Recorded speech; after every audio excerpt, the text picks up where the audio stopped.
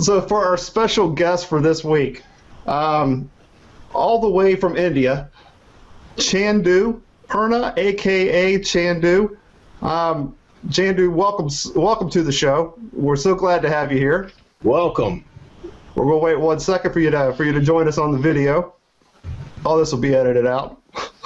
So Chandoo, welcome. Tell us about yourself. Say hello.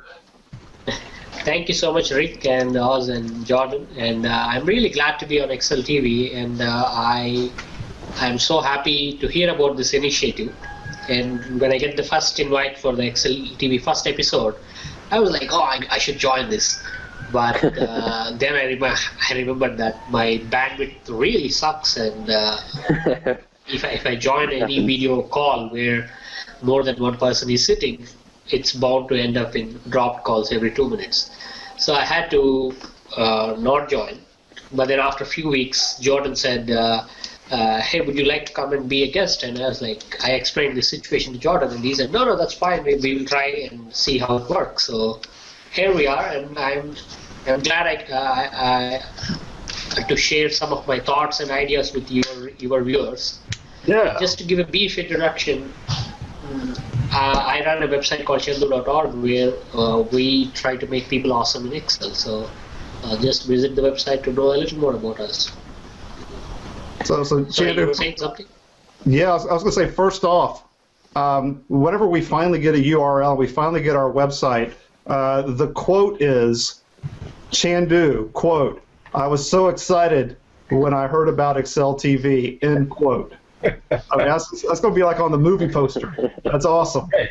Yeah, man, that's like Samuel L. Jackson giving you some credit. Right. That's good stuff right there. Well, Oz, I want to kick it over to you to start us, because I know you had a question about the blog and the Pointy Haired Dilbert. What all happened with that? Would you mind just kicking us off? Yeah, so welcome. I'm glad to finally meet you. And I've quoted you a lot on my own blog because you got a lot of good stuff there and gives me a lot of good ideas. Thank you, Oz. Yeah. So I've got a couple of questions. One question is about the whole Dilbert thing, because I know the email says Pointy Haired Dilbert, but then the website is not anything with Dilbert. And I heard a story about the behind the scenes. What is that about? And I asked because a lot of us blog, and maybe you have something to teach us or warn us about that. Yeah. So the story is really funny because what happened is when I started the website, I didn't have any intention to make it about Excel or anything. I did my engineering in computer science, and then I went on to do an MBA degree. So I became this person who has both engineering as well as management traits in me. So if you talk about engineers, Dilbert is a very famous cartoon which explains the troubles and all the headaches engineers or techies face when they are subjected to managers' foolish decisions. So now I am this person who is not only a techie but also a manager. So I thought, hey, wouldn't it be cool if I called my blog as Pointy Haired Dilbert? So that's how I started it, and that's how the feed was also set up. The feed that sends email subscription or the RSS things that you can see from your newsreaders. So eventually, when it became famous, I got this email from Scott Adams one day, congratulating me on my website's reaching newer heights, and then he said I had to remove this Pointy Haired Dilbert thing because it's kind of stepping onto his trademark. First, I didn't even recognize the name because nobody in their right mind would expect a famous cartoonist would email you. So when I read that email, like somebody must be asking an Excel question or something.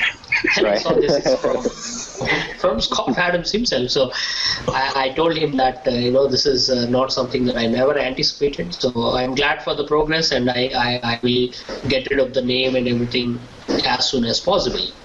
So then within a week I changed it to Chandoo.org because that sounded like the best and most logical way to call our website. Okay. And although we made as many changes as possible, there are to stick with that. There is no way I can change that URL. And That's why you still see the Pointy Haired Dilbert. I really want to get rid of those little things that are reminding. But if I change that, then all the existing subscribers will stop receiving emails, and we have more than 50,000 people on that. So I don't want to be in a position where I have to send 50,000 emails saying, "Hey, this has changed, and now you have to come back." Right. Right. Interesting. So I'm curious a little bit about what that transition was like. Because this came up for me when I used an image of Batman and Superman in a video, and somebody said, "Oh," but I'm thinking I'm just some small guy. Nobody's gonna bother me. But now, a year later, the world is different. That's right. I think more than any kind of. Well, while I wait for him to come back, Oz, an almost identical thing happened to me, and I'm curious if Chandoo was excited or not when this happened, or if it was just kind of a downer. Because I had like a sports memorabilia website about 4 or 5 years ago, Booyah Village, Booyah, BooyahVillage.com. And so it was all the different sports teams and all that sort of stuff, and with that, I had all the different logos for Major League Baseball, the National Football League, and so I had all these different icons up there. And at one point, I got a cease and desist from the National Football League saying, "We need you to take the logo down because you're infringing on our trademark." And inside, in my core, in my heart, in my soul, I was like, "Yeah!"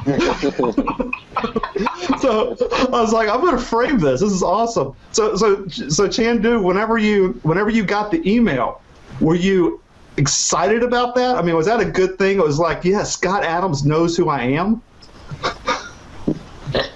Yeah, it is a really good thing, because that just means that not only I need to take what I'm doing a little more seriously, but also it's obviously I felt excited because Scott Adams has been one of my heroes. I mean, I used to read all his cartoons when I was doing my MBA, and I read many of his books. So I admire what he's doing to make us all laugh or smile once a day. So right, that was a good feeling, and I really wanted to. I thank him, because if that warning never came, I would have probably continued being like that, and could not have built a big brand around what it is on Chandoo.org today.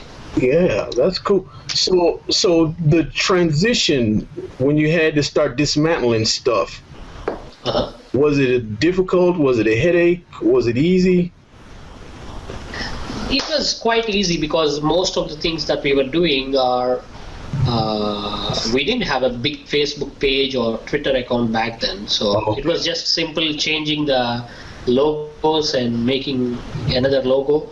And most people know me by Chandoo at that time, so I had to make an announcement and keep the announcement in the header portion for a few weeks, so people who did not visit us for a while, they know what happened.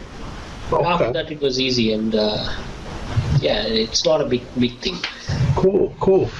Now, thanks for that. And I've got one other question that would take us into Excel, because one of your favorite blog posts was about it asking people what freaks them out about Excel.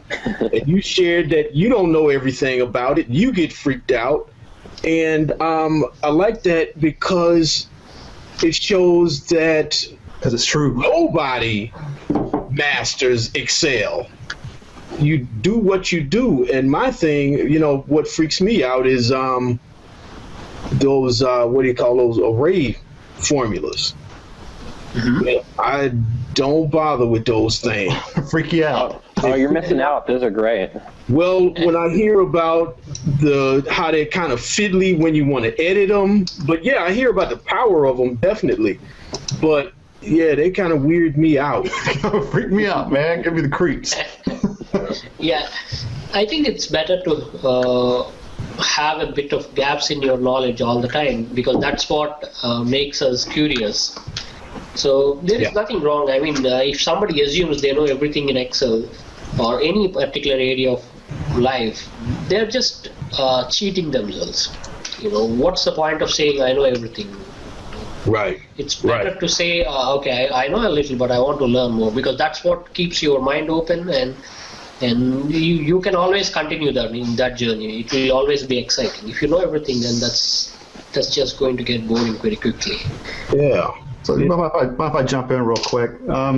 So Chandoo, I'm really interested in the growth of your brand. I'm interested in the growth of your business, and so if you don't mind, I'd like to jump into that a little bit. I have been following you on StartUp Desi, where I think you kind of chronicle to some extent your business growth. And I'm interested in I hope you could talk to how did you go about from starting kind of a WordPress blog to growing a brand to the extent it is? And one of the other reasons I'm asking that is on your podcast. I listened to the very first podcast that you did, and one of the first things that you talked about are the podcasts that you listen to. And as I listened to the podcasts that you listen to, which I listen to now as well, most of those were about business, or they were about growing a business and having a correct mindset to grow a brand. And so I'm curious if you could talk a little bit about that, about your mindset and how you went about growing this. Yeah, I think one of the main reasons the way it has happened is I would consider myself to be extremely lucky, because a lot of people have been writing about Excel and a lot of people have been blogging, but one way or other, most people identified with what I am doing, and thanks to their support, otherwise none of this could not have happened. So that is one big parameter, and that part is something that none of us can control.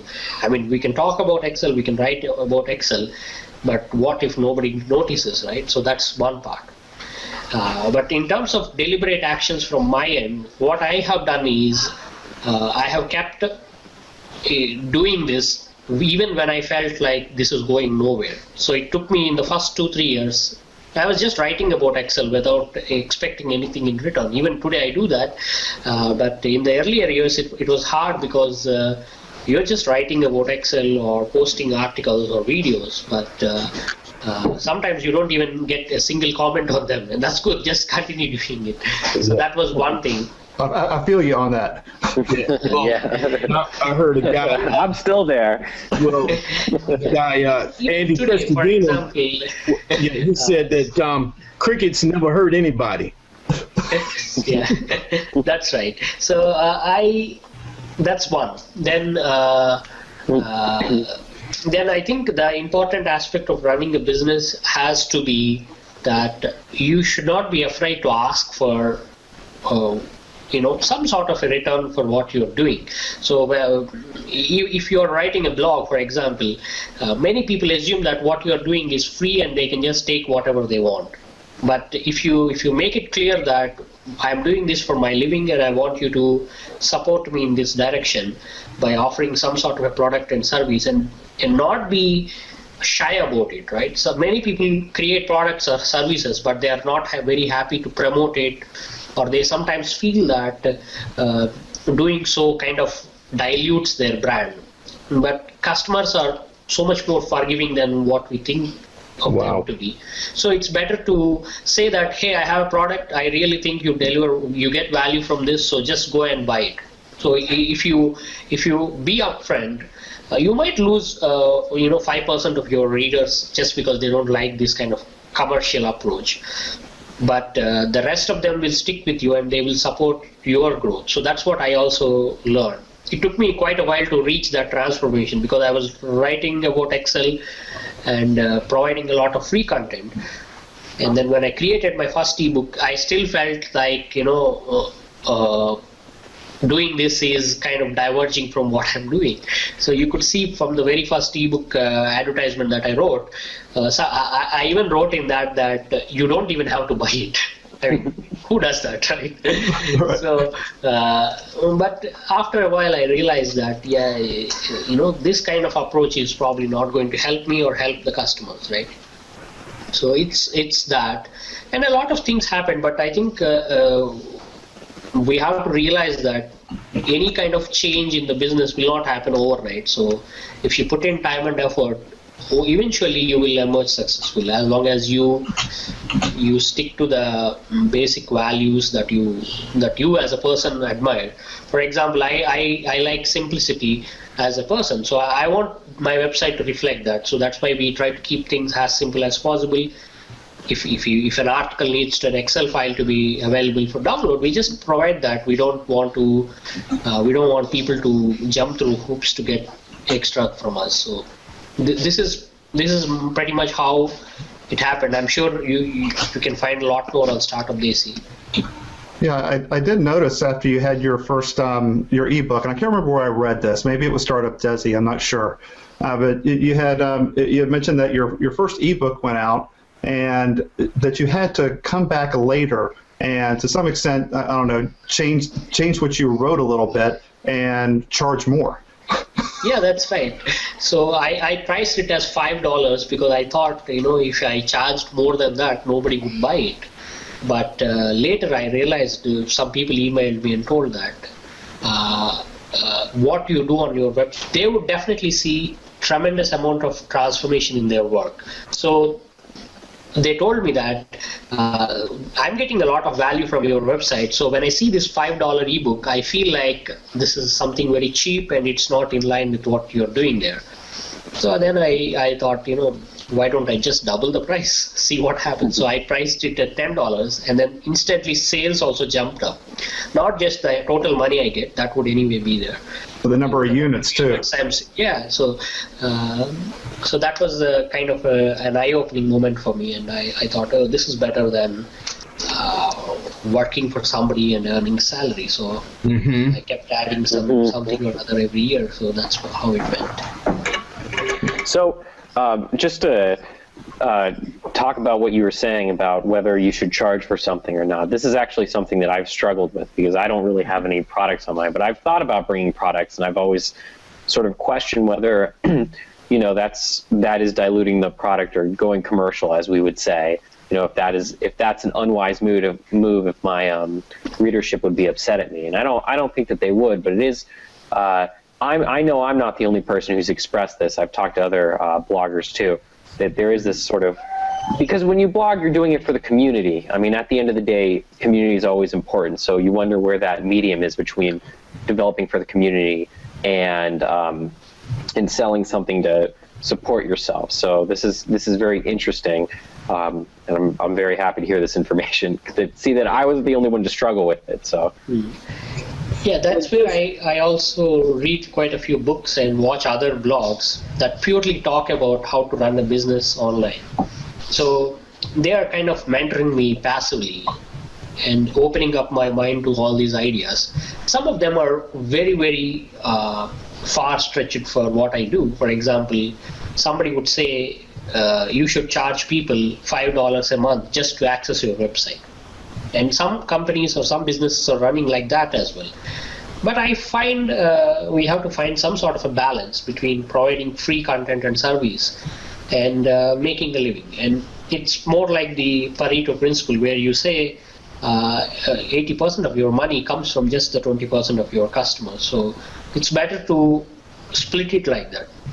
Even we try to, not deliberately, but if you watch the content, we try to provide like 10-15 articles without asking anything.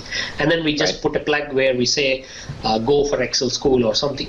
So that it works like a balance, and people also appreciate what we do, and they go for the service that we have for sale. Now, considering how much content you have, do you ever wonder if you'll ever run out of ideas? Of things to write about, because you've really written about everything. I think I used to have that fear even when I started the business by quitting my job. couple of my friends called up and they said, how can you make living out of Excel? I mean, Excel is just a tool, so there is only so much that you can explore and write about it. What would you do when you're done?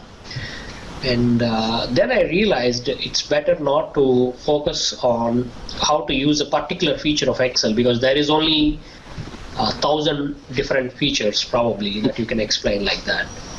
So we started talking more about how to apply these features for your day-to-day work. That just multiplies the possibilities. So if there are 1,000 features and there are these 300 million people using Excel, you suddenly have a billion or more combinations of what can be done with Excel in different situations. So when I look at it like that, today I don't even feel that particular need, like, I may run out of ideas. That's something that I don't even think anymore.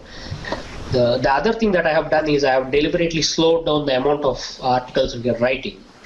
In the earlier phase, I used to write 5 articles per week, but today we are at somewhere between 3 or 4. And I have invited more guest authors so that we can get different perspectives and ideas. Yep, I've seen the guest blog. Yeah. So we have Hui and Jeff and a few others who regularly write there, and that always adds a different mindset and different thinking process to Excel problems. So that's a question I've got is, when you think about writing a book or coming up with a product, it's easy to say, okay, there are so many people that are smarter than me. Where can I plant my flag? So I'm sitting here and say, okay, I'm going to write a dashboard book.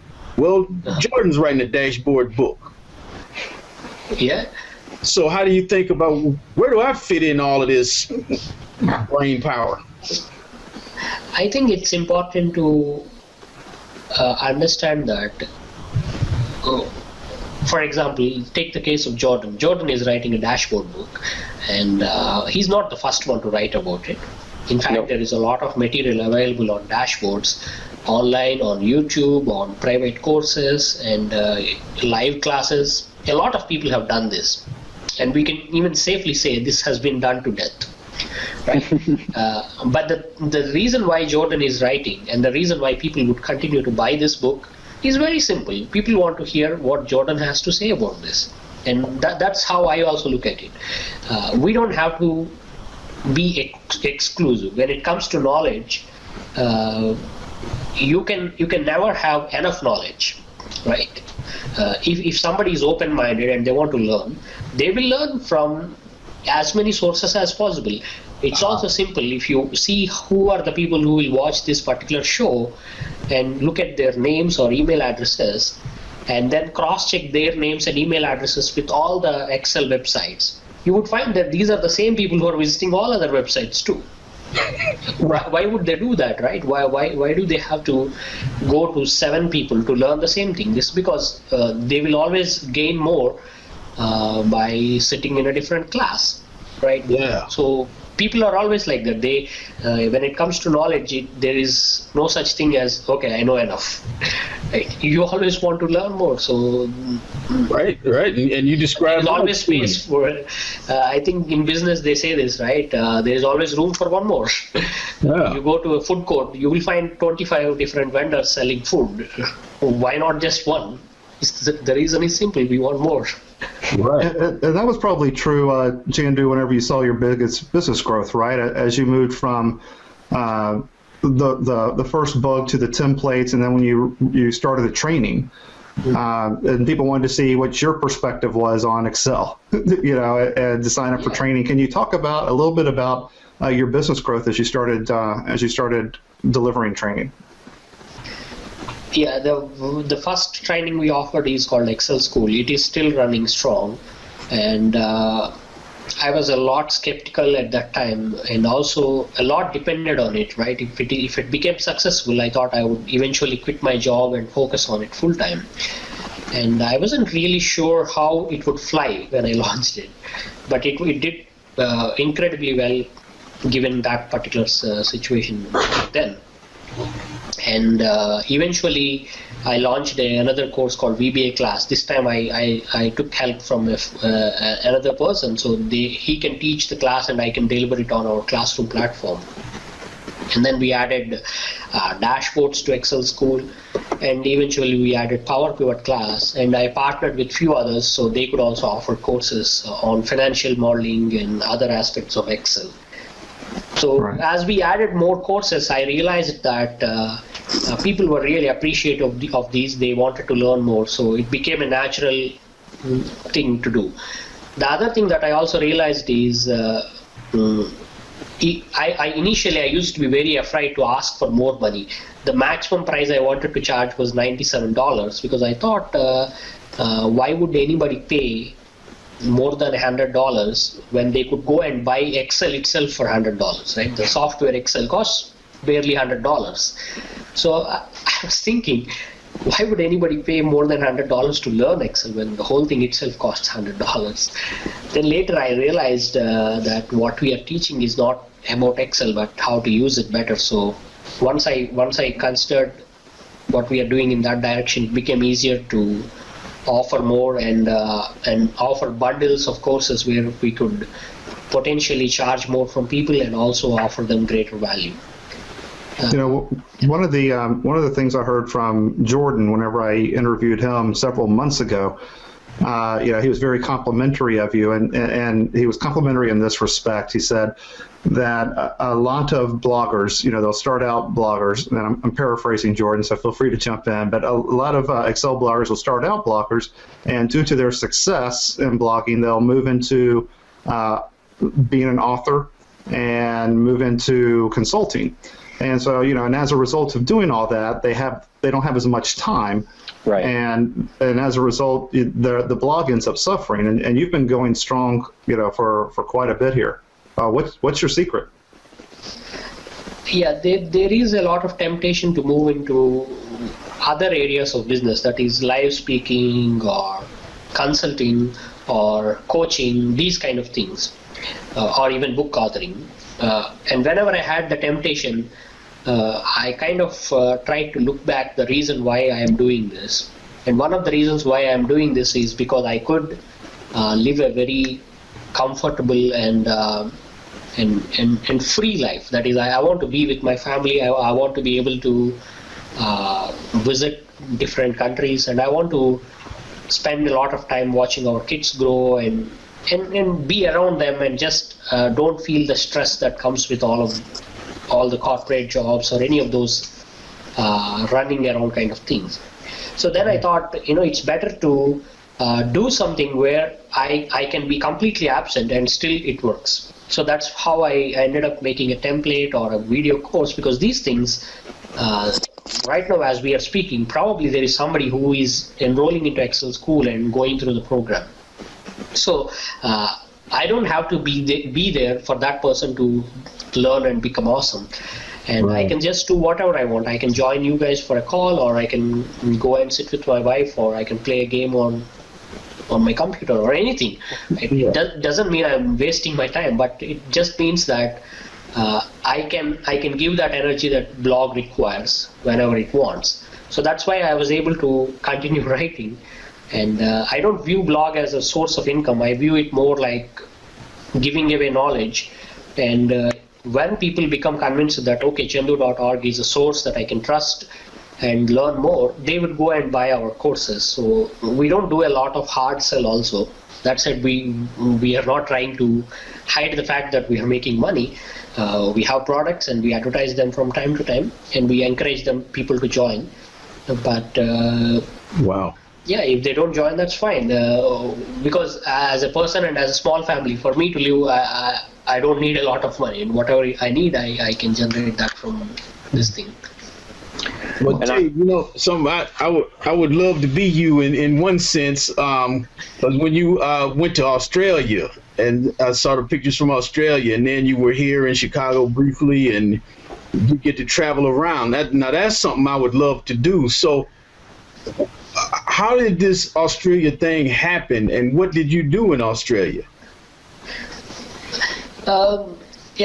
Travel is something that I have as a personal goal. So I had a goal of visiting 2 new countries every year, right? So we plan deliberately to visit 2 different countries every year. So when I when I was thinking, I thought, why not Australia? It's a big country. People speak English, so it might be very exciting. So then I looked up my contacts and I saw Daniel from Plum Solutions. He's running a training business there. I reached out to her. She has been a good friend and supporter of Chandoo.org for a while. So I asked her, I want to come to Australia and do a class. I don't know anything about it. Can you tell me? And she said, that's a good thing. I think people would love to hear from you. And so we partnered, and she took care of all the logistics and everything that happens on the ground, because she runs classes every 2 weeks. So she knows all the setup that is required. And she took care of all the money and taxes and hotel accommodations and everything. Wow. And I just went there and I conducted the classes. I did some in-house training programs for a few companies there. And in my free time, I explored the country. I could not travel with my entire family, even though all of us had visas for Australia. At that time, my kids were not very, very young, and we were not really sure how they would fit into another country. And in those 6 weeks, I had to actually travel the entire length of Australia. Mm-hmm. So I felt they would probably be a little too stressed if I'm just going from one city to another. Okay. Well, thank you so much for that, Chandoo. And you speak about sharing your knowledge. So hopefully, as we move on to our next section here, and I'm going to hand it over to you, Jordan, to talk about our topic of the week. Feel free to jump in and share your knowledge as much as you'd like.